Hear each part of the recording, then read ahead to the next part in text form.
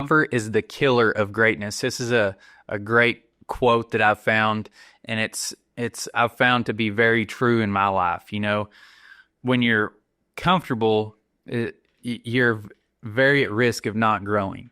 Um, if you're too comfortable, you're probably not growing. That's another quote I saw. So if you're sitting around and you're comfortable with what you're eating, what you're doing in your life, what your job is, whatever, you're not going to be really making any progress on growing, spiritually, mentally, physically, whatever it is. And for me, that's not really, I don't want to be content. I want to be striving and growing and get out of my comfort zone. It was a few years ago, if you would have told me I'd be doing this right now, sitting here talking to you on camera, and people know me from being on camera all the time, I would have said you're crazy.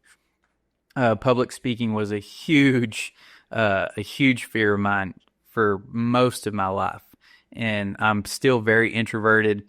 I'm still not outgoing, and like if you see me out in public, I'm usually not going to come up and start the conversation. So it pushed me out of my comfort zone. Starting to do the podcast, the interview podcast, that pushed me out, a little bit. And I got comfortable doing that. Now it's easy for me to do that.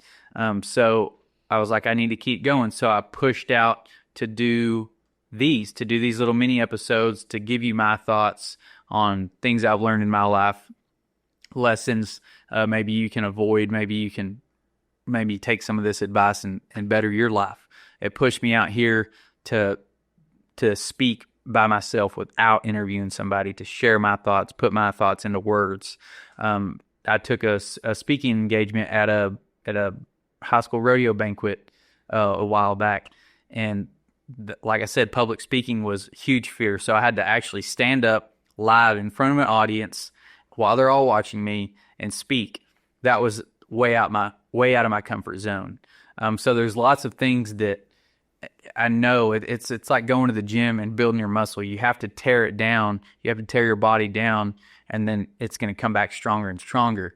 So I've found that in everything. And it's because you have to have a purpose. You have to find that purpose first that's going to drive you to get out of your comfort zone.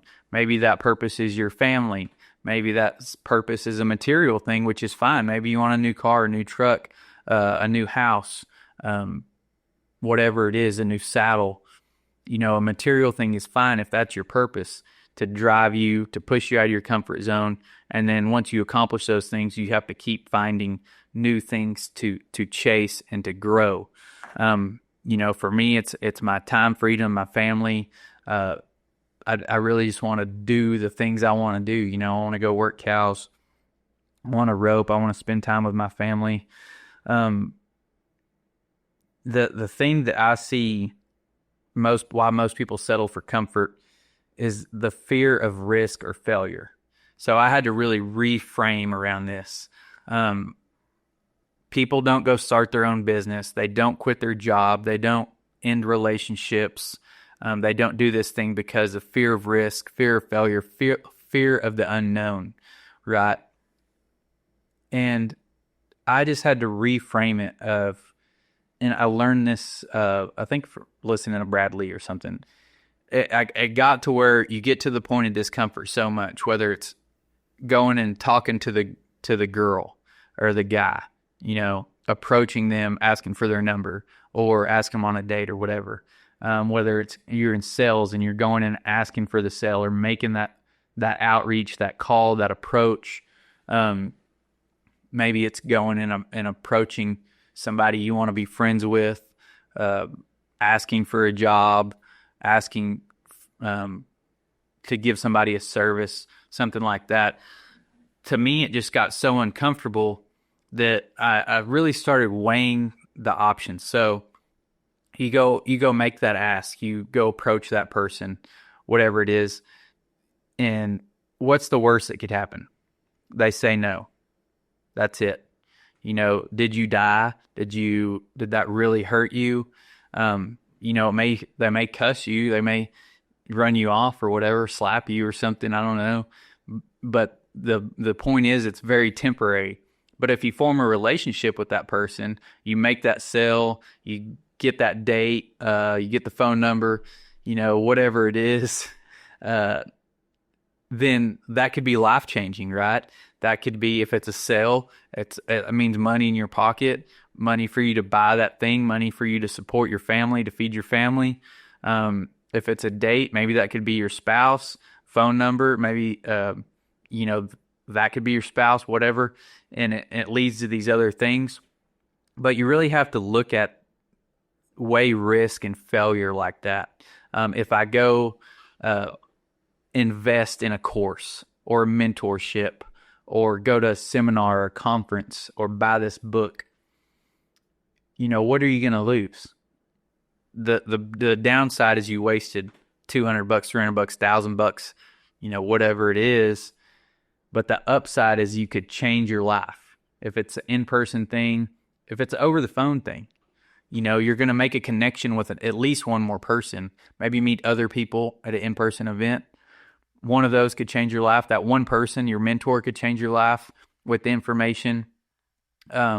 Just having that relationship could change your life. Even though you didn't do anything with the information you got, maybe that contact changes your life down the road.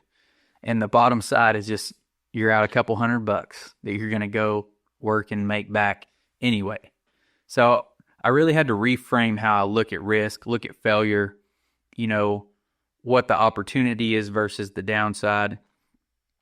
And that comes down to lack of vision, lack of purpose, a drifter.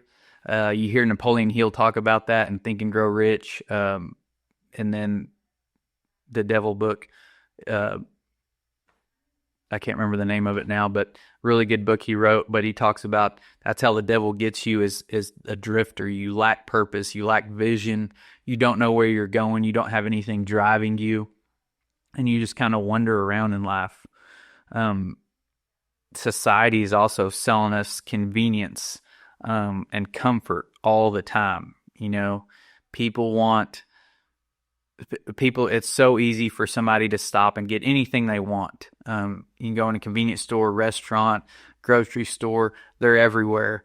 So our nation has become very unhealthy, overweight, because it's so easy and convenient and it's comfortable. You don't ever feel hungry. It's just convenient. And that's how society is. It's really instant gratification, no long-term purpose. And you see these people wondering, I have, until you find your purpose. And how you find your purpose, what pisses you off or fires you up, what drove me to make money and learn about money, you really have to learn about money before you can make any, is not being able to pay my bills, not being able to go do the things I want and not being able to go do the cool things or have the cool things or pay or stay up on my bills and all this stuff and not provide for my family the right way. That pissed me off. It fired me up. So it created a change, right? And that's really, what would you die for? Now go live for it. That's another quote. Is it your family? Is it, what is it? What is it that drives you? What's going to motivate you to go get out of your comfort zone and create a better life? I see people, with health, they're not willing to go to the gym. They're not willing to not put stuff in their body for their family, for these kids. I don't want to be that person. Same way with money. They're not willing to go take a risk so that you can set your family up for generations. So you really have to find what drives you. I think it's fine if it's material things. Whatever your purpose is, and it's probably going to change. And just keeping that is forming the habits, finding those habits that are going to get you closer to your goals, what you want, having the discipline to do that. It's really good if you can have some accountability with a mentor with a peer, something like that. That will for sure help you not just rely on your willpower. And I want to challenge you to reject your comfort. Don't seek comfort all the time. Find your purpose, get out of your comfort zone, and get out there and be great. You can always be better. Just be striving to be better all the time, and it's going to compound, and before you know it, you're going to look up and have everything you used to ever want. See y'all next time.